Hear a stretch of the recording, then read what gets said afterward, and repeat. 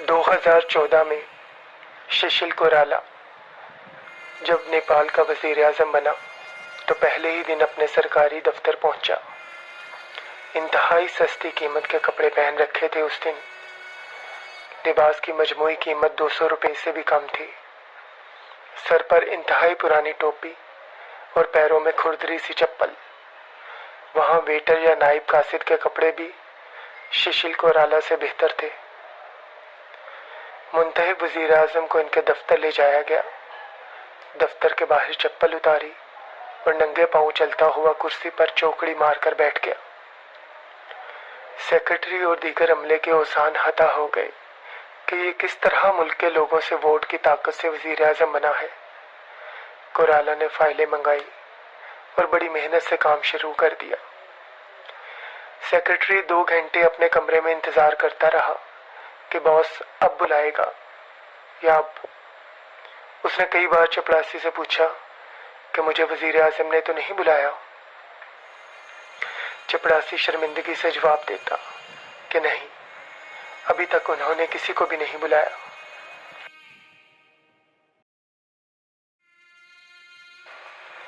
पूरा दिन गुजर गया। शिशिल सरकारी काम करके बड़े आराम से वापस चला गया। सख्ती से मना किया कि कोई भी उसे खुशामदीद कहने या खुदा हाफिज कहने ना आए। यानी इसने हर तरह के प्रोटोकॉल को खत्म कर दिया। इस सूरत हाल में 1 हफ्ता गुजर गया। तमाम अमला बेकार बैठा रहा।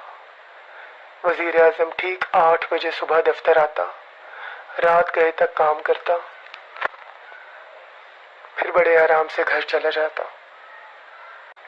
1 हफ्ते बाद सेक्रेटरी ने कोइराला को चिट भिजवाई कि वो उसे किसी सरकारी काम से मिलना चाहता है।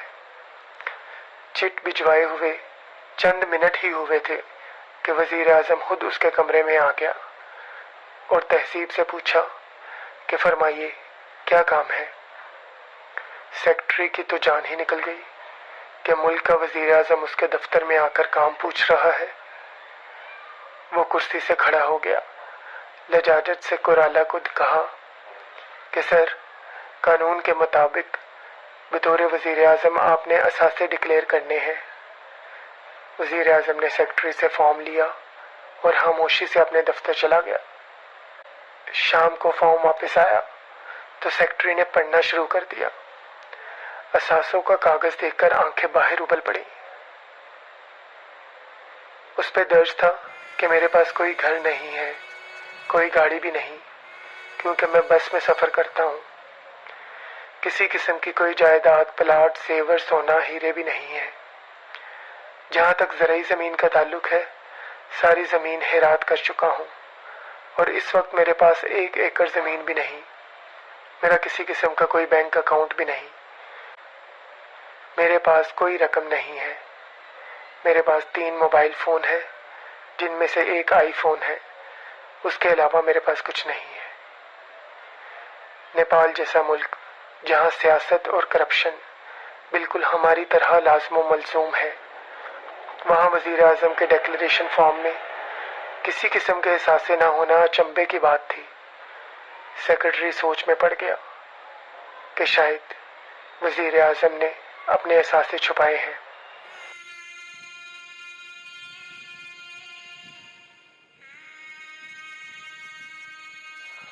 अगले दिन वो वज़ीर आज़म के पास गया कि कहीं इससे कोई गलती तो नहीं हो गई, मगर वज़ीर आज़म ने तसल्ली दी और कहा, मैंने डिक्लेरेशन फॉर्म के नीचे दस्तखत किए हैं, आप फिक्र ना करें। थोड़े दिन के बाद किसी सहाफ़ी ने अखबार में छाप दिया कि ये दुनिया का सबसे गरीब वज़ीर आज़म है और अपोजिशन ने कहना शुरू कर दिया कि ये शायद झूठ है। कैसे हो सकता है कि एक शख्स जिसके ख़ानदान में 3 वज़ीर आज़म गुजरे हों इतना मफलूकुल हाल हो। अपोजिशन ने हर तरह की तहकीक कर डाली, मगर शिशिल की लिखी हुई बातों में कोई सकम न निकाल सके। वाकई वज़ीर आज़म के पास कुछ भी नहीं था। वो मुआशी कसमपुर्सी का शिकार था। यहाँ तक कि एक सरकारी दौरे में हुकूमत की तरफ से उसे $645 मिले, दौरे के बाद उसने ये डॉलर सरकारी खजाने में वापस जमा करवा दिए कि उसका दौरे पर किसी किस्म का कोई पैसा खर्च हुआ ही नहीं, लिहाजा ये डॉलर उसके किसी काम के नहीं। बतौर वज़ीर आज़म शिशिल ने इंतहाई सादगी से वक्त गुजारा और हुकूमत के बाद भाई के घर मुंतकिल हो गया। आखिरी उम्र में फेफड़ों का कैंसर हुआ। उसके पास इलाज के पैसे नहीं थे। सियासी पार्टी के अरकान ने बाकायदा चंदा इकट्ठा किया और फिर वो अपना इलाज कराने के काबिल हुआ। बहरहाल कैंसर जैसे मौजी मर्ज से बहादुरी से लड़ते हुए 2016 में नेपाल के एक सरकारी अस्पताल में दम तोड़ गया। लंदन में नहीं, अमेरिका में नहीं, दुबई में नहीं, हमारे हुक्मरानों की तरह। आज भी आप इसकी ज़िंदगी पर लिखी हुई किताबें पढ़े तो आंखें नम हो जाती हैं। इंसान पूछता है कि अल्लाह, ऐसे दरवेश लोग भी इस दुनिया पर हुकूमत करते हैं, इलेक्शन जीतते हैं और अपने दामन पर करप्शन की एक छींट भी नहीं पड़ने देते। या अल्लाह, पाकिस्तान को भी ऐसे सियासतदान अता फरमा। शिशिल जैसे हुक्मरान हमारे लिए मशले राह नहीं है। यकीनन हमारी इस्लामी तारीख इससे कहीं बढ़कर औसाफ हमीदा के मालिक इस्लामी हुक्मरानों से भरी पड़ी है कि जिनकी ज़िंदगी हमारे लिए मशले राह है। अल्लाह ताला हमारे हुक्मरानों को हमारे इस्लाफ के नक्शे कदम पे चलने की तौफीक अता फरमाए। आमीन।